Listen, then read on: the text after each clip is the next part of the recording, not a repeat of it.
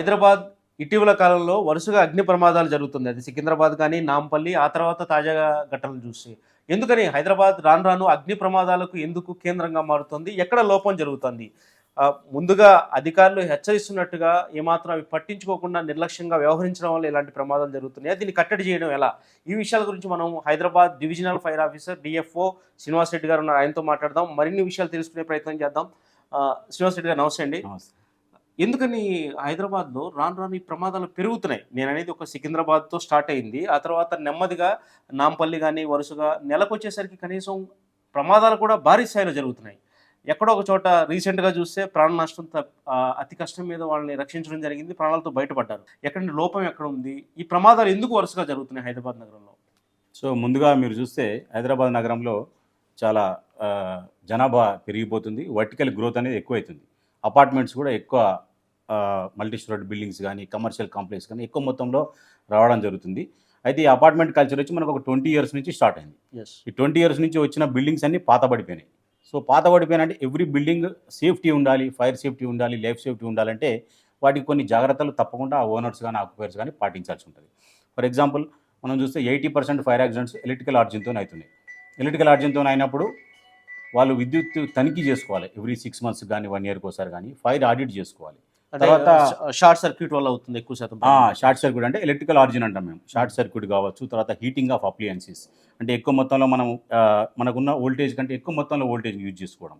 Building కట్టినప్పుడు ఒక voltage ఉంటుంది, బట్ మనకు అప్లయన్సెస్ పెరిగిపోతున్నాయి. ఏసీలు కానీ, తర్వాత కూలర్లు కానీ, తర్వాత కంప్యూటర్ అప్లయన్సెస్ కానీ, సెల్ ఫోన్లు కానీ ఛార్జింగ్ ఎక్కువ తీసుకుంటున్నాం కాబట్టి మనం దాంతో ఎక్కువ ట్యాప్ చేసినప్పుడు ఫైర్ యాక్సిడెంట్స్ అయితే షార్ట్ సర్క్యూట్ వినియోగం పెరిగిపోయినప్పుడు జరుగుతుంది. దీనికి సంబంధించి వాళ్ళు వోల్టేజ్ ఎలక్ట్రికల్ డిపార్ట్మెంట్ వాళ్ళతో కానీ, ట్రాన్స్పోర్ట్ డిపార్ట్మెంట్తో సరి చేసుకోవడం లేదు. రెండవది ఏంటంటే రెంట్స్ విపరీతంగా పెరిగిపోయినాయి. సో చిన్న చిన్న మొత్తాలలో ఎడ్యుకేషన్ ఇన్స్టిట్యూషన్స్ కానీ, ఆఫీసెస్ కానీ ఏర్పాటు చేయడం జరుగుతుంది.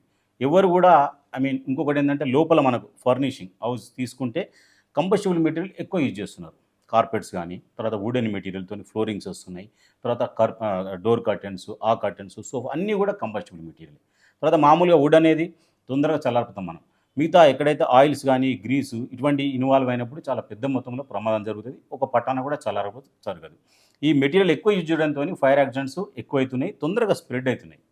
రెండవది ఏంటంటే వాళ్ళు ఎవరైనా కూడా ఆక్యుపై చేసుకుంటారు కానీ సేఫ్టీ ఆలోచించడం లేదు.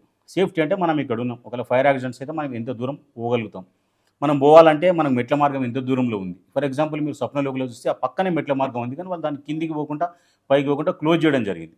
సో దాంతో యంగ్ ఫెలోస్ 25 ఇయర్స్ వాళ్ళు కూడా చనిపోవడం జరిగింది. సో మనం అందరం కూడా ఒకటే గుర్తుపెట్టుకోవాలి, హజార్డ్ అనేది ఎక్కడో లేదు, మనం ఉండే ఆఫీసులో ఉన్నది, మనం ఉండే ఇంట్లోనే ఉన్నదని ప్రతి ఒక్కరు గుర్తుపెట్టుకోవాలి.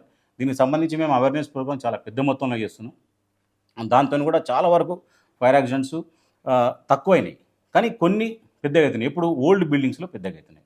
సో దానికి ఓనర్స్ కానీ, ఆక్యుపైర్స్ కానీ వాళ్ళు కొంచెం నిర్లక్ష్యం వహిస్తున్నారు కాబట్టి వాళ్ళు అట్లా ఉండకుండా జాగరూకత వ్యవహరించాలని మా డిపార్ట్మెంట్ కోరుతుంది. నేను ఒక అపార్ట్మెంట్, ఒక ఫ్లాట్లో ఉంటున్నాను అనుకోండి, నాకు అక్కడ వాళ్ళు నిజంగా ప్రికాషన్స్ పాటిస్తున్నారా లేదా ఓనరు, లేదంటే ఏదైతే అక్కడ కమిటీ కానీ వాళ్ళు కానీ అని తెలుసుకోవడానికి సామాన్యుడు కూడా అర్థమయ్యేలా చెప్పాలంటే ఒక అపార్ట్మెంట్లో కనీసం ఏమి ఉండాలి? అపార్ట్మెంట్లో చూస్తే మనకు 6 ఫ్లోర్ల వరకు అయితే అవసరం లేదు, బట్ అలాగని చెప్పేసి minimum safety fire extinguishers compulsory పెట్టుకోవాలి. ఇప్పుడు మీరు చూస్తే కొద్ది సంవత్సరాల క్రితం వరకు నడుస్తున్న వెహికల్స్ కూడా ఫైర్ యాక్సిడెంట్స్ లేవు. ఇప్పుడు వెహికల్స్లో కూడా ఫైర్లు అవుతున్నాయి, కార్లు కూడా ఎన్నో ఫైర్ అవుతున్నాయి. ఎందుకంటే అది కూడా అంతే, వోల్టేజ్ ట్యాప్ చేయడంతో ఎక్కువ ఫైర్ యాక్సిడెంట్స్ అవుతున్నాయి. తర్వాత చిన్న చిన్న ఎక్స్టింగ్విషర్లు పెట్టుకుని అగ్నిపరమాదం చిన్నగా ఉన్నప్పుడే మనం చల్లార్పేందుకు ప్రయత్నం చేయాలి.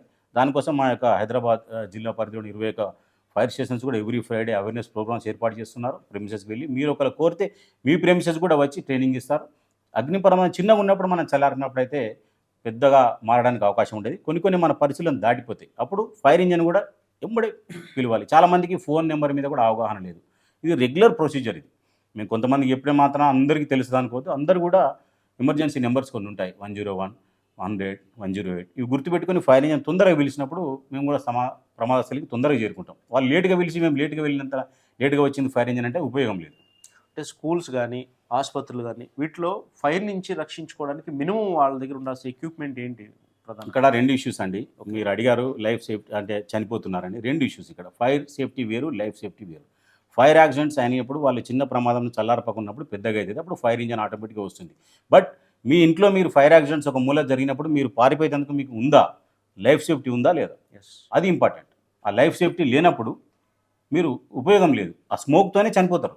ఫైర్ కాదు, ఫైర్ చంపదు.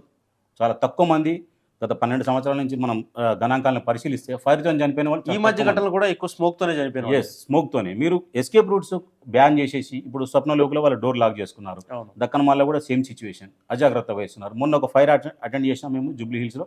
మా ముందరిని అతను లోపలికి వెళ్ళిపోయాడు. పోవద్దని హెచ్చరించినా కూడా లోపలికి వెళ్ళిపోయాడు. అతి కష్టం మీద అతను బయట తీసుకురావడం జరిగింది. అక్కడ ఒక క్యాజువాలిటీ ఉంటుండే. సో ఫైర్ యాక్సిడెంట్స్, తర్వాత లైఫ్ సేఫ్టీ మేము శ్రమ పడ్డట్టు మీరు ఒక 10-20% శ్రమ పడితే ఇన్ని ప్రమాదాలు జరగవు, ఇన్ని లైఫ్స్ కూడా కోల్పోవని మా యొక్క భావన. ఓకే. ప్రధానంగా ఇప్పుడు ఏదైతే మీరు ఇన్నాళ్ళు చూసిన ఫైర్ సంబంధించి ప్రమాదాల్లో, ఫైర్ యాక్సిడెంట్స్‌లో వెంటనే అక్కడి నుంచి అక్కడ ప్రాణాలు కాపాడుకోవాలంటే ఏం చేయాలి? ప్రధానంగా ఒక ఫైర్ చూసినప్పుడు ఏ విధంగా సమాచారం ఇవ్వాలి? మీరు ఎంత సేపట్లోపు అప్పుడు చేరుకుంటారు? అక్కడ ప్రాణ నష్టం జరగకుండా ఉండాలంటే తాత్కాలికంగా అక్కడ వెంటనే చేయాల్సింది ఏంటి? సో ఇమీడియట్గా ఫైర్ యాక్సిడెంట్ జరిగినప్పుడు మీరు ఆల్రెడీ మా యొక్క అవేర్నెస్ ప్రోగ్రామ్స్తో కానీ మీ ఇటువంటి ప్రింట్ మీడియా సూచనల సహకారంతో కానీ వాళ్ళు ఏర్పాటు చేసుకుంటారు ఫైర్ ఎక్స్టింగ్విషర్స్. మీరు ప్రయత్నం చేయండి ఫైర్ని చల్లార్పడానికి. కానప్పుడు ఇమీడియట్గా 101 కాల్ చేయండి. అది ఫ్రీ సర్వీసు. తర్వాత 24 అవర్స్ మా వాళ్ళు వర్క్ చేస్తుంటారు. తర్వాత ప్రజలకు సాధక అంటే ట్రావెల్ డిస్టెన్స్, రెస్పాన్స్ టైం ఇవి తగ్గనికి చాలా స్టేషన్స్ మేము ఏర్పాటు చేయడం జరిగింది. మొన్న కూడా ఒక 3 ఫైర్ స్టేషన్స్ మేము ఏర్పాటు చేశాం గవర్నమెంట్ ఆదేశానుసారం. అదే కాకుండా 2 అవుట్ పోస్ట్స్ కూడా ఉన్నాయి మీకు అందుబాటులో. 5 నుంచి 10 నిమిషాల మధ్యలో ఫైర్ ఇంజిన్ రావడానికి మేము అన్ని రకాల చర్యలు తీసుకున్నాం. మీరు కూడా ఇమీడియట్గా చెప్పినప్పుడు ఫైర్ స్టేషన్ అలర్ట్ చేసినప్పుడు తొందరగా వస్తుంది. ఇప్పుడు మీరు ఫర్ ఎగ్జాంపుల్ 101 చేసిన దానికి 100కు 108కి తేడా ఉంటుంది. 101 చేసినప్పుడు డైరెక్ట్ ఫైర్ కంట్రోల్కి వస్తుంది. అలాగనే మీరు ల్యాండ్ మార్క్ లొకేషన్ కరెక్ట్గా చెప్పినప్పుడు ఇమీడియట్గా ఫైర్ ఇంజిన్ వస్తుంది మీ సహాయం కోసం.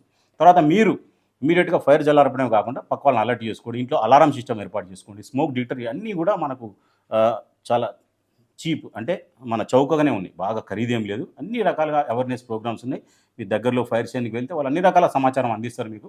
సో ఎక్కడో జరిగిందిలే మన దగ్గరకు వచ్చినప్పుడు చూద్దామనే భావనతో కాకుండా మన దగ్గర వస్తే మనం ఎంతవరకు రెడీగా ఉన్నామని ప్రతి ఒక్కరు ఆలోచించినప్పుడు దీన్ని మనము ఫైర్ లైఫ్ సేఫ్టీని ఎక్కువ చర్యలు తీసుకుంటాం.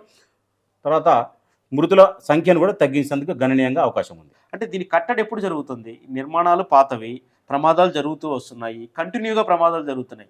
మీరు ఆర్పుతున్నారు, కానీ ఆ తర్వాత ఇంకొక ప్రమాదం జరుగుతుంది. దీనికి సొల్యూషన్ ఎలా అంటారు? మీరేం చెప్పబోతున్నారు? అదే మేము కూడా జాయింట్ ఇన్స్పెక్షన్ చేస్తున్నాం అన్ని డిపార్ట్మెంట్ సహకారంతో, వాళ్ళకి సూచనలు పాటిస్తున్నాం. బట్ ఇది కొన్ని ప్రాసిక్యూషన్ కేసులు కూడా పెండింగ్ ఉన్నాయి. మేము కూడా ఇన్స్పెక్షన్ చేసి వాళ్ళు ఫైర్ సేఫ్టీ తీసుకోకపోతే వాళ్ళు మనము కోర్టులో కూడా ప్రాసిక్యూషన్ చేయడం జరుగుతుంది. బట్ ఇది ప్రాసిక్యూషన్ అనేది లెంతీ ప్రొసీజర్. బట్ ఎప్పుడైతే మన లోపల ఆక్యుపైర్ లోపల ఓనర్ లోపల ఫర్ ఎగ్జాంపుల్ మీరు నాంపల్లి ఇన్సిడెంట్ చూసుకుంటే వాళ్ళందరూ పైన ఉన్న వాళ్ళందరూ రెంటెడ్ అకామిడేషన్లో ఉన్నారు. కింద కంబస్టబుల్ మెటీరియల్ ఉన్నాయని వాళ్ళు ఎవరు గుర్తించలేదు, కంప్లైంట్ చేయలేదు. చేయాలని మేము కోరుతున్నాం. ఇప్పుడు మీరు చూస్తే మీరే అన్నారు కమర్షియల్ కాంప్లెక్స్ అవుతుంది, రిజిస్ట్రేషన్ ఎందుకు అవుతారు? వాళ్ళు జాగ్రత్తలు తీసుకుంటున్నారు. మేము వెళ్తున్నాము, ఎస్కేప్ రూట్స్ ఉన్నాయి, ఎక్స్టర్నల్ స్టేర్కేస్ ఉంటుంది, ఎక్కడైతే మూయబడి ఉంటుందో అక్కడే జరుగుతున్నాయి. తర్వాత ఏ డిపార్ట్మెంట్ కానీ అదే పనిగా ఎన్నిసార్లు అని చెప్తుంది. మీ ఇది కూడా ప్రతి సిటిజన్ యొక్క బాధ్యత కూడా ఉన్నది ఇందులో. సో వాళ్ళు కానీ పక్క వాళ్ళు కానీ చెప్పినప్పుడు అన్ని డిపార్ట్మెంట్స్ ఇన్వాల్వ్ అయ్యి జాయింట్ ఇన్స్పెక్షన్ చేసి వాళ్ళ లోపల మార్పు తీసుకురావడానికి కానీ, లేనప్పుడు కోర్టులో కేసు చేయడానికి కానీ మేము వెనుకాడం.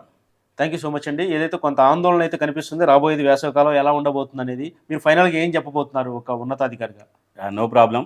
సమ్మర్ అనేది వస్తుంటుంది పోతుంటుంది, మీరు అనవసరంగా భయపడద్దు. మీరు సేఫ్గా ఉన్నారా లేదా, మేము కూడా అదే ఆలోచిస్తున్నాం.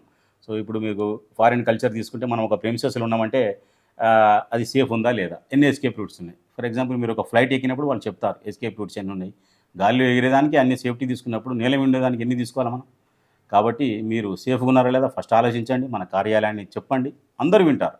సో హైదరాబాద్ నగరం అందరూ వినయ నగరం, అంటే అందరూ అవగాహన ఏర్పాటు చేసుకుంటారు, ఎవరు ఎగ్నిస్ట్గా వెళ్ళరు. బట్ మనం చెప్పకపోవడం అనేది మన తప్పుగా నేను భావిస్తాను. మా డిపార్ట్మెంట్ కూడా ఇంకా అవేర్నెస్ ప్రోగ్రామ్స్ ప్రతి దాంట్లో చేస్తుంది. ఫైర్ లైఫ్ సేఫ్టీ చాలా వరకు తగ్గించడానికి మరింత కృషి చేస్తుందని నేను చెప్తున్నాను. థ్యాంక్ యూ సో మచ్ అండి. మీరు అనేది ఫైనల్గా మాకు ఒక విషయం అర్థమైంది.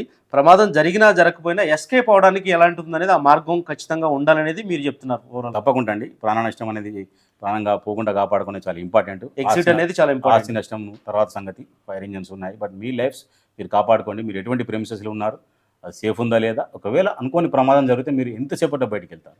ట్రావెల్ డిస్టెన్స్ డిపార్ట్మెంట్ చెప్తుంది 30 మీటర్స్ ఉండాలి, 25 మీటర్స్ ఉండాలని చెప్తుంది. మీరు అంత దూరంలో ఉన్నారా, ఎస్కేప్ రూట్స్ ఎక్స్టర్నల్ స్టేర్కేస్ క్లోజ్ చేశారా, హాస్పిటల్స్లో అవి చూసుకోండి. ఫస్ట్ మీరు చెప్తే వినడం లేదు, కంప్లైంట్ చేయండి డిపార్ట్మెంట్, మేము వస్తాం. సో ఇటువంటి జాగ్రత్తలు తీసుకున్నప్పుడు మనకు న్యాచురల్గా తక్కువనే అవుతాయి fires. Thank you so much sir. ఏదైతే హైదరాబాద్ నగరంలో ప్రమాదాలు జరుగుతున్నాయి, అగ్ని ప్రమాదాలు రాబోయే రోజుల్లో కూడా పెరిగే అవకాశాలు ఉన్నాయి. కానీ ప్రతి ఒక్కరు కూడా అప్రమత్తంగా ఉండాలి. ఎక్కడ కూడా భయపడాల్సిన అవసరం లేదు. ఫైర్ జరిగితే వెంటనే డైరెక్ట్గా 101కి కాల్ చేస్తే నేరుగా అది ఫైర్ డిపార్ట్మెంట్కి వెళ్తుంది. వాళ్ళు అప్రమత్తమయ్యి ఆ స్పాట్కి సాధ్యమైనంత వేగంగా చేరుకుంటారు. అంతేకాదు ఇది కేవలం ఫైర్ డిపార్ట్మెంట్కి సంబంధించిన బాధ్యత మాత్రమే కాదు, ప్రతి ఒక్కరి బాధ్యత. అగ్ని ప్రమాదం జరిగినప్పుడు ముందుగా బయటకు వచ్చే మార్గాన్ని కనుగొని ఆ మార్గం ద్వారా బయటకు వచ్చి ప్రాణాలు కాపాడుకోవాల్సిన బాధ్యత అందరి మీద ఉంటుంది. ప్రమాదం జరగకుండా ఏవైతే అగ్నిమాపక శాఖ చెప్తుందో ఆ నిబంధనలన్నీ ఖచ్చితంగా పాటించాల్సిన అవసరం ఉందని చెప్పి అంటున్నారు డిఎఫ్ఓ శ్రీనివాస్ రెడ్డి గారు. శేష ఏబీపీ దేశం, హైదరాబాద్.